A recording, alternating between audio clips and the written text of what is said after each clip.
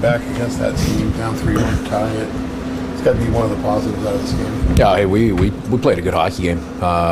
We had there's 2-3 minutes in the first period. We gave up a couple of quick ones, but regained our composure and played a hell of a hockey game. Do you think a comeback like that can kind of get you out of maybe these little 2-game funk?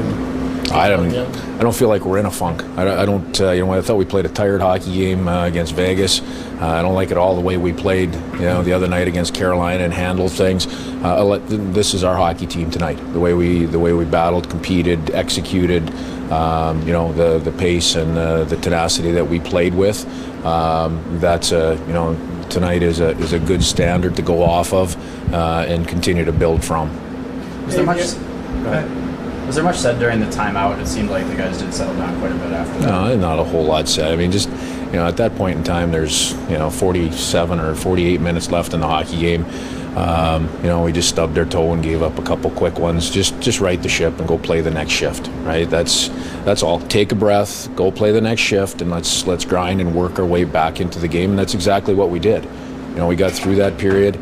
With another really good kill at the end of the period. That was a key penalty kill, which we needed to have out of our group of killers, and Jonesy in net.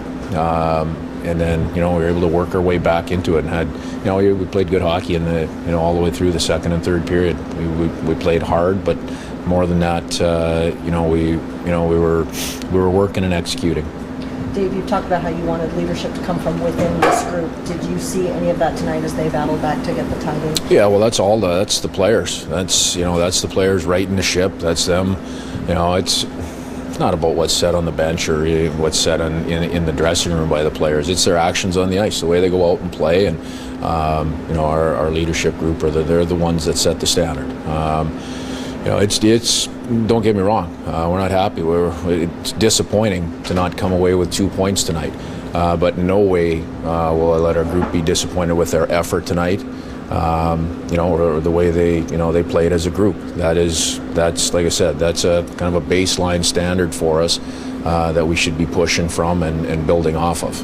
Ryan Donato doesn't play the previous game, comes back, scores a goal, but also has a response when Shane Wright takes that big hit. Were you pleased with his performance tonight? Yeah, Donnie, whether he plays a lot of minutes or fewer minutes, he always finds a way to impact the game in a good way. He competes hard, he competes the right way.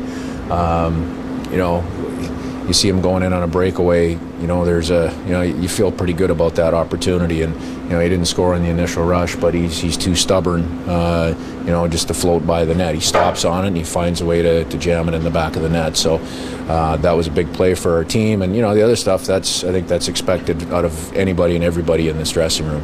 It seemed like Martin Jones had to make a few pretty big saves for you, particularly in the second period. Yeah. You guys were. Was that what did you think of how he handled tonight? Yeah, I thought he was key. I thought he was key in the first period on the penalty kills, and especially the first two. He probably had more work on those, but getting us through the third one as well.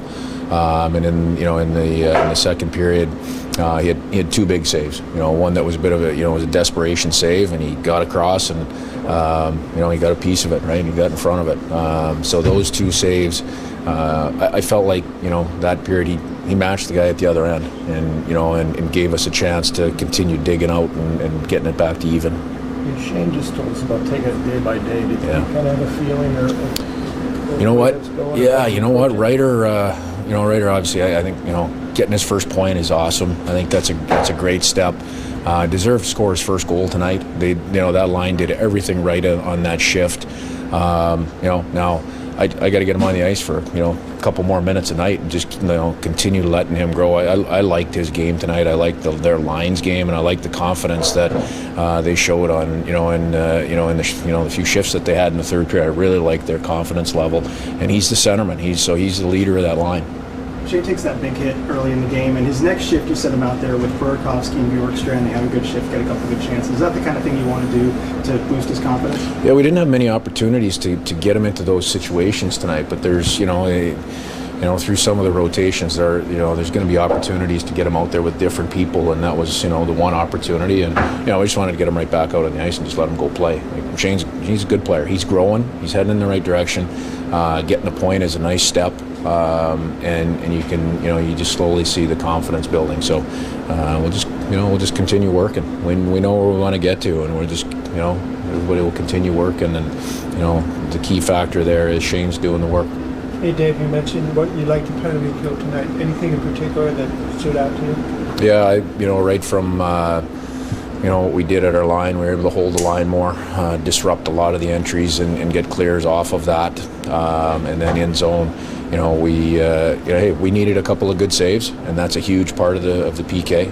The old saying, your goaltender has to be your best PKer, and Jonesy was good tonight, but he also allowed the guys in front of him to do their job, to pressure, to find some retrievals and get clears. So overall, that's a good night against.